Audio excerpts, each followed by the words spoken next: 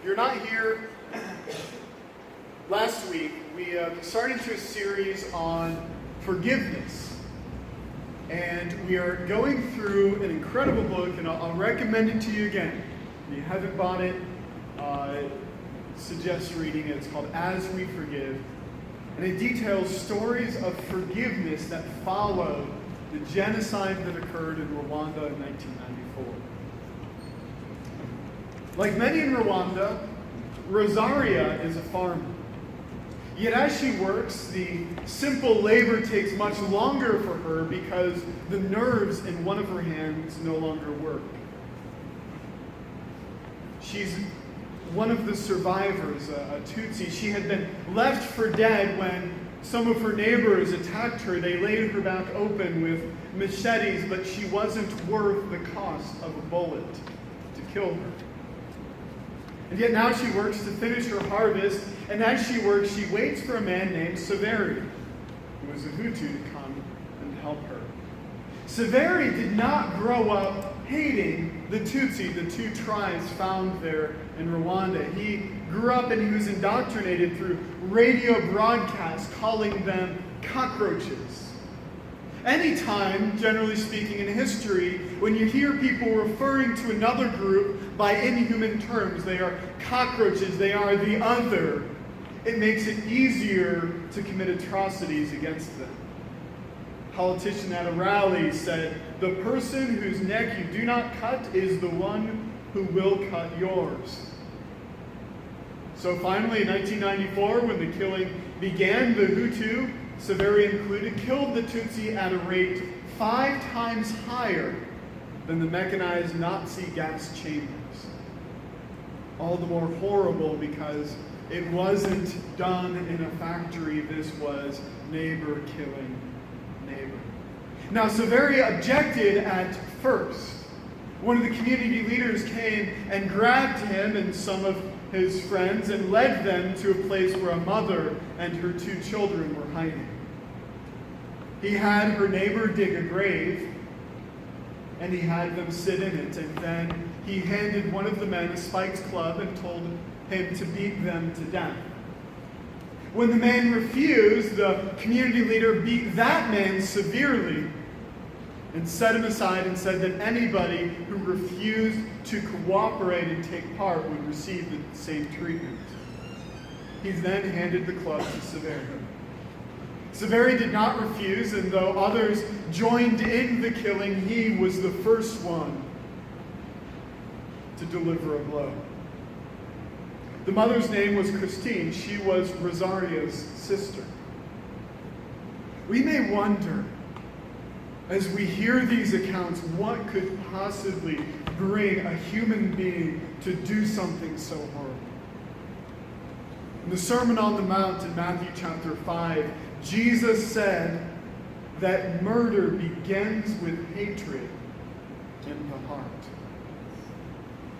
And instead of the hatred, he follows up with giving a command of what we are to do. Matthew chapter 5, verse 23. Therefore, instead of starting down the road that leads to murder, if you are offering your gift at the altar and there remember that your brother or sister has something against you, leave your gift there in front of the altar. First, go and be reconciled to them. Then come and offer your gift. Talked last week that you can't just wait around in your life assuming that these broken relationships are going to fix themselves. God commands you to take an active part in fixing things. So he says, if you're there and you're about to put that tithe check in the offering plate, as important as you might think that is, if you would give any gift to God, he says the most important thing you can do is to go and find someone that has something against you and make things right. Now, a lot of times when we talk about forgiveness, we assume that we're going to be in the position of other people who've wronged us, and we need to struggle to forgive them. In fact, I've preached on forgiveness, and I've used this verse and kind of glossed over the fact that Jesus is describing the opposite situation. You are the one that's messed up. And he says, you need to go to that person that you wronged and make things right. And really, I think this is the most important step of the whole forgiveness process. It is the first step. Now, there are situations, and we are commanded in the Bible, if somebody does not admit their wrong to us, we're still to forgive them. But it makes it a lot harder. And it makes it impossible to get to those later stages of reconciliation and restoration we'll get to in a few weeks here. But we are to go. So healing will not begin until you are willing to go to that person and own up to the wrongs that you have done them.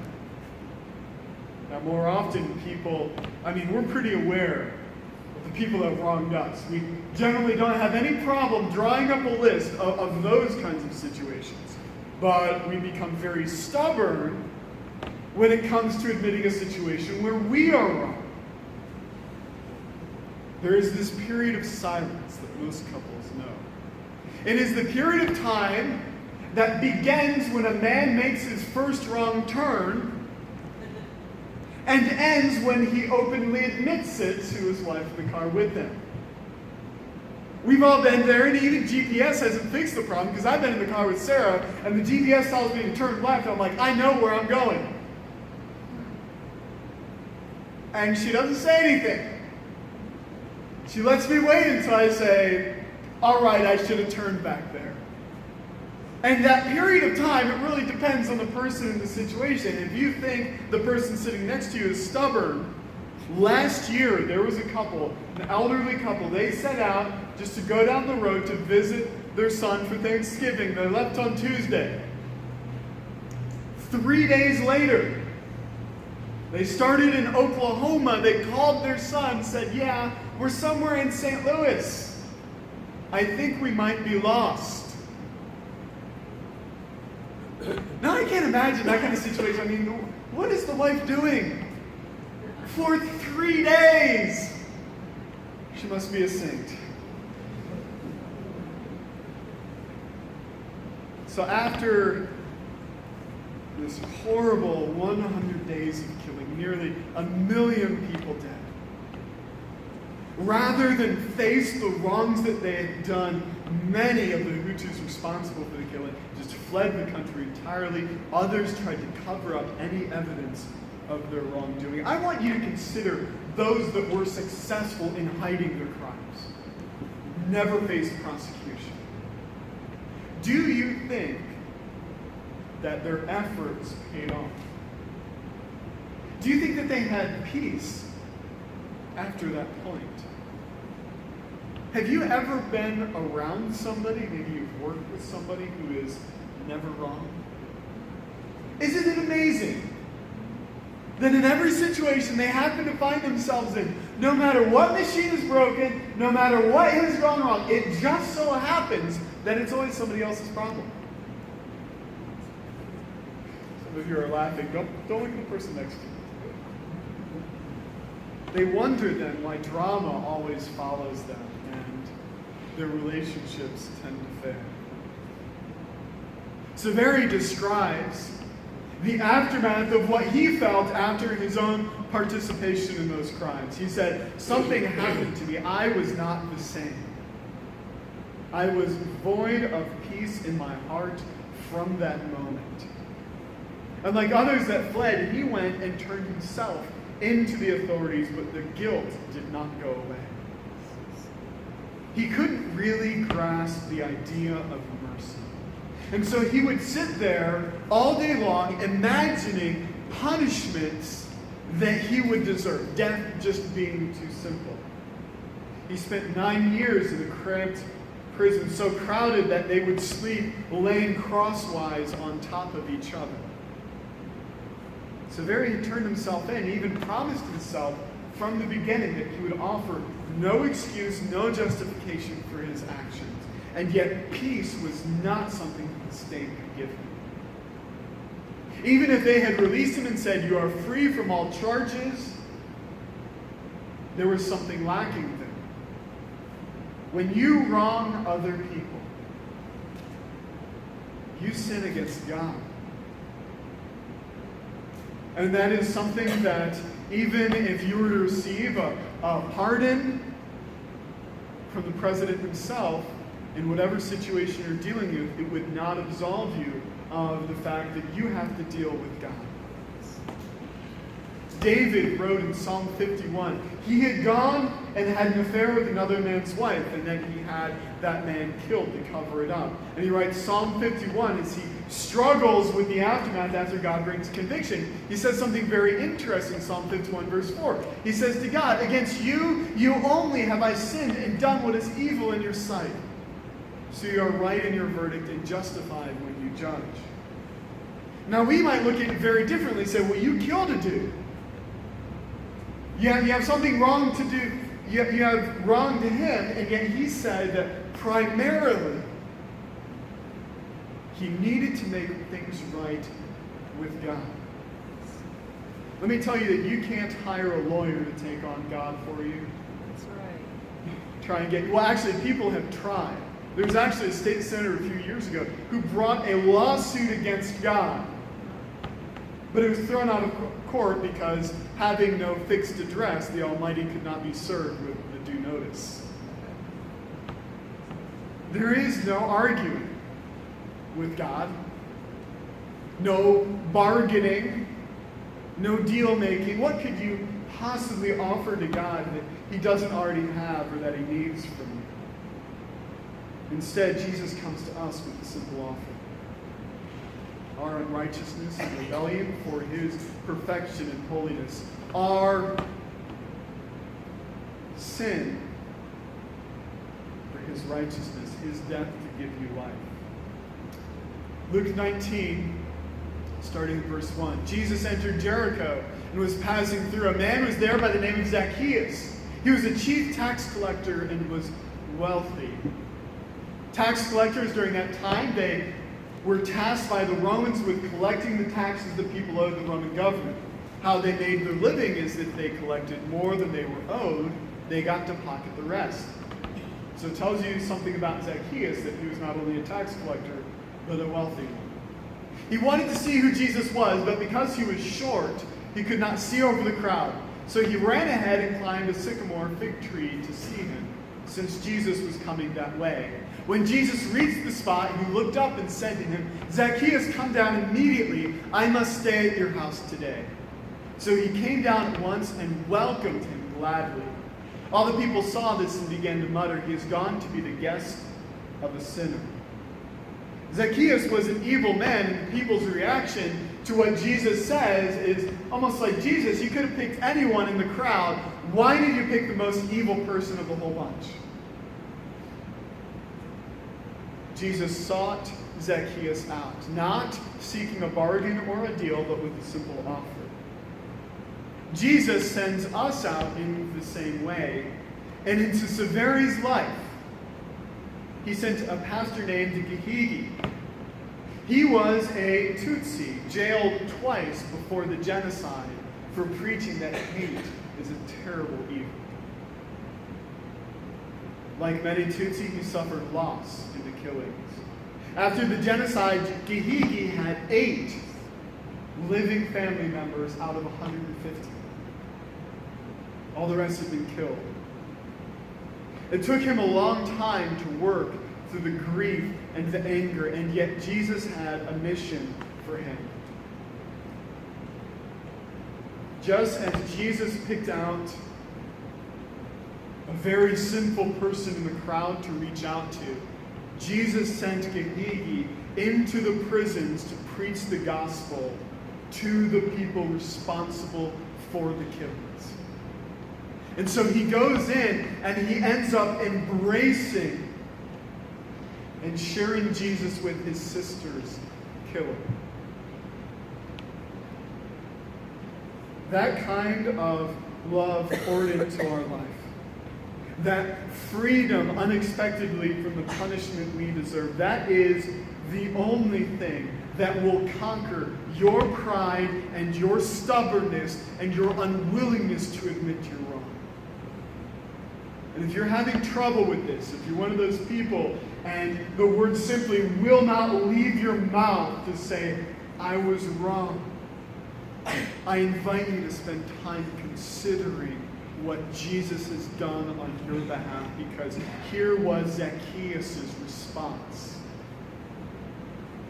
Jesus comes, says, Zacchaeus, I want to eat with you. Zacchaeus stood up and said to the Lord, look, Lord, here and now I give half of my possessions to the poor, and if I cheated anybody out of anything, I will pay back 4 times the amount.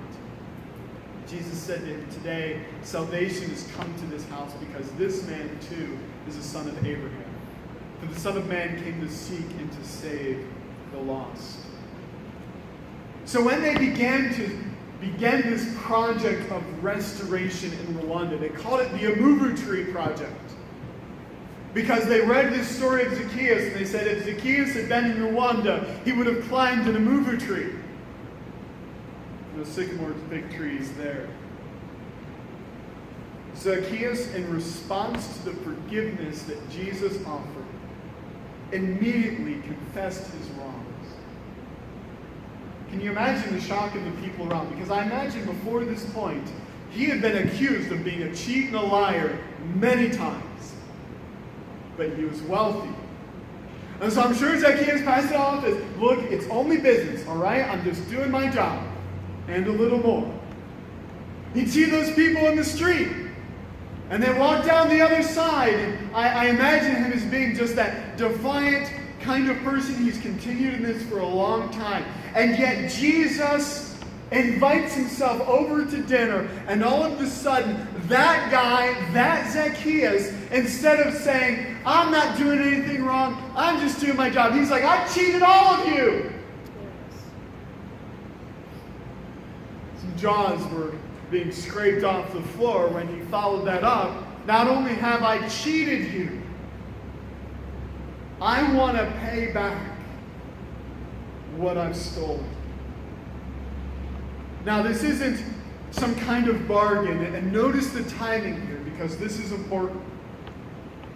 It is not that Zacchaeus came to Jesus and said, Jesus, I'll pay everybody back if you'll forgive me.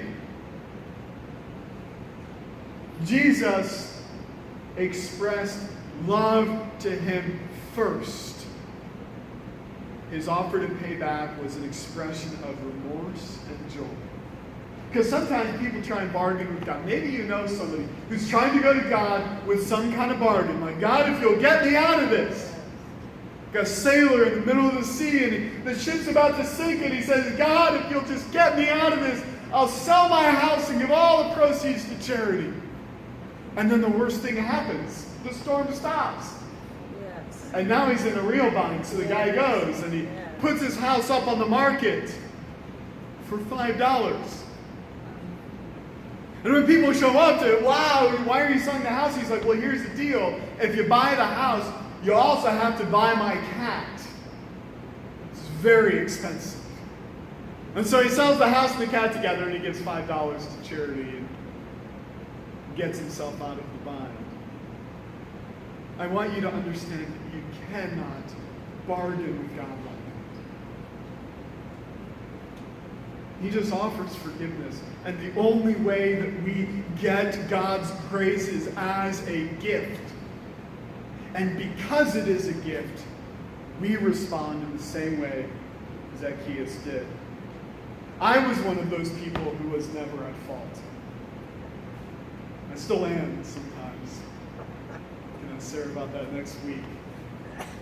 I remember, as a student, marching into the professor's office, and he was about to fail me for the second semester in a row for the same class. And the reason why was pretty simple. I literally never did a single homework assignment. And yet the attitude that I had as I marched into that room was literally, this is your problem. Somehow, in all of this, it's your fault. I deserve to pass. It's your problem that I'm failing. And then Jesus stepped in. And when he forgave me, and when that finally sank in, I began to draw up a list of everybody I could think of that I had wronged. And I looked them up, and I asked for their forgiveness.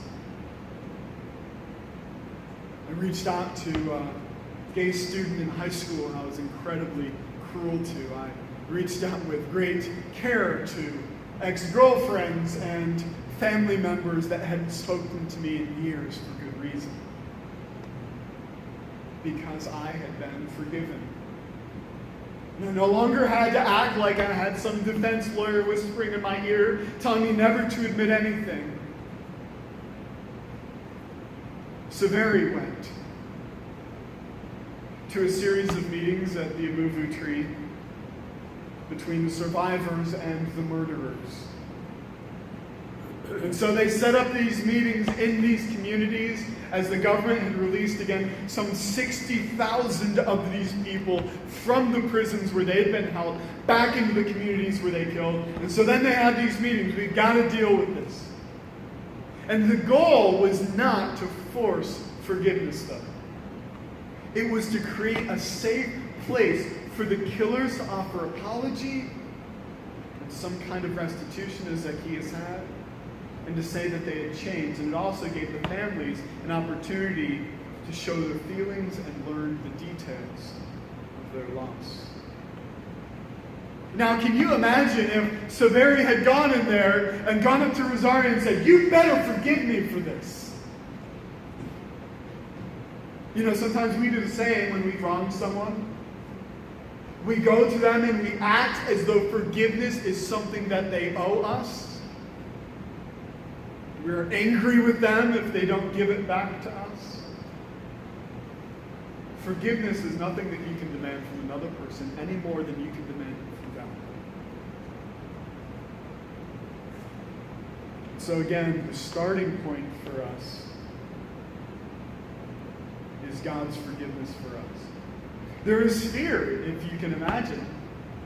Fear from the prisoners just being afraid to see the face of the survivors that they had hunted. Some of them going there and saying to someone's face, "I spent many sleepless nights because you were still alive and I hadn't found you yet to kill you." Fear is something that holds some of us back from admitting our wrongs. Maybe you've gone to somebody before and you have confessed to them you're wrong in a situation, and they in return have clobbered you over the head with it for the next decade. Maybe you have fear today because you don't think healing is possible.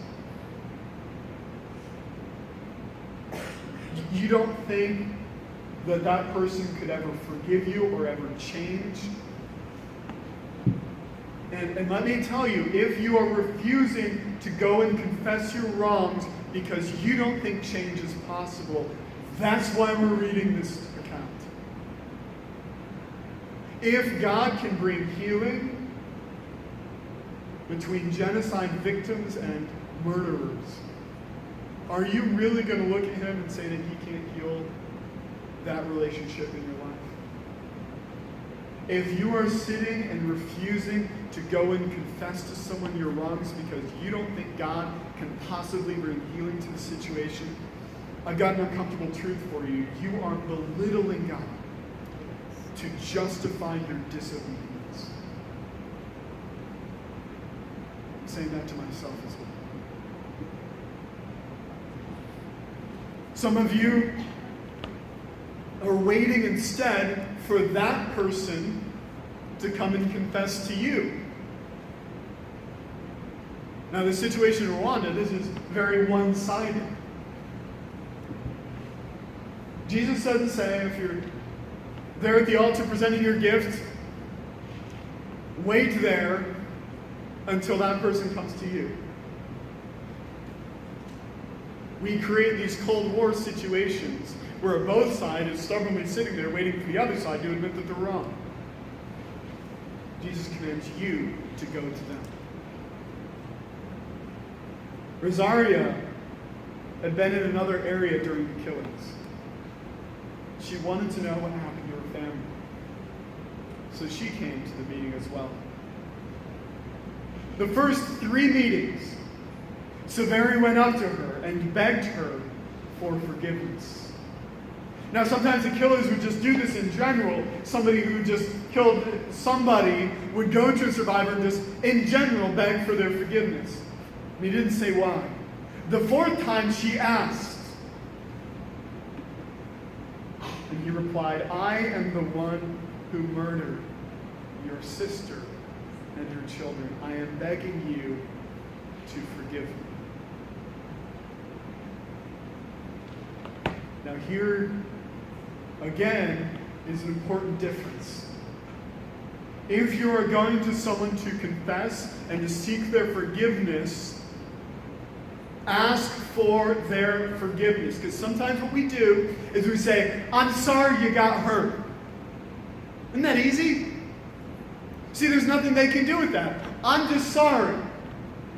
If you ask for their forgiveness, you are putting yourself in a vulnerable situation because they can say no.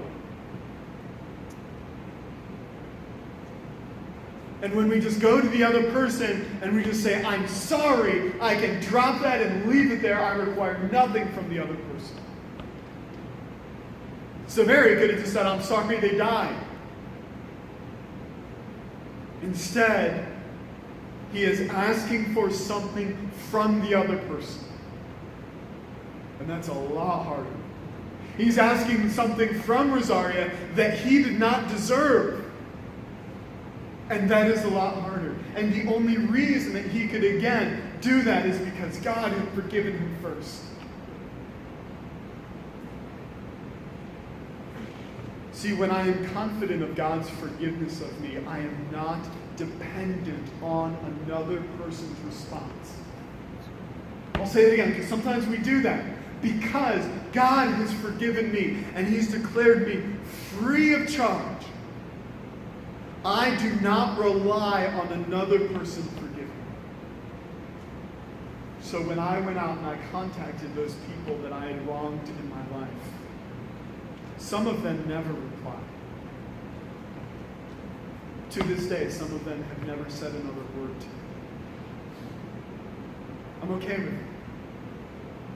I wish for their good that they would reach out and begin the process of healing. But I'm not going to hunt them down. Severi had seen some of the victims show rage or just leave and never come back. And so he braced himself for Rosaria's response. And she spoke the words, I forgive you. Can you imagine that kind of relief? For 9 years, he had imagined the punishment that could be inflicted on him to somehow make these things right. And here he meets her, and she just says the words. God had already forgiven him, but now to receive that from another person. And let me tell you, you are cheating yourself. If you're sitting there pleading the fifth in your life, sitting behind the lawyers in your mind, you are cheating yourself. I want you to consider at the end of this, Severi and maybe one of the people in the same village, maybe one of those who had also taken a club to that woman and her children and yet never turned themselves in. They thought themselves free while he sat in prison. They might have considered him a fool as they walked around. So there he's in prison. That fool, I am free. And yet I submit to you that at the end of this, Severi had attained a freedom that they would never taste. And that they remained locked in a prison that no guard could ever release them from. It begins when, in response to God's love for us, we have the response of Zacchaeus. So I want to tell you today, do not remain in jails of your own making. Do not sit there thinking that you can just avoid the consequences by never fessing up and never being the one in the wrong. Allow God's grace to work in your heart. In response to that, maybe some of you need to make a list today that you've never done before. An incredibly dangerous thing to do. That you have some people that you need to go to. Hey, don't even wait for the closing song to be done. If you need to just leave church as soon as I begin talking, go to that person and be reconciled. Let's pray.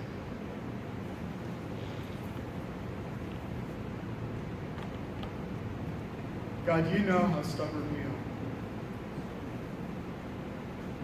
God, how difficult those words are to say.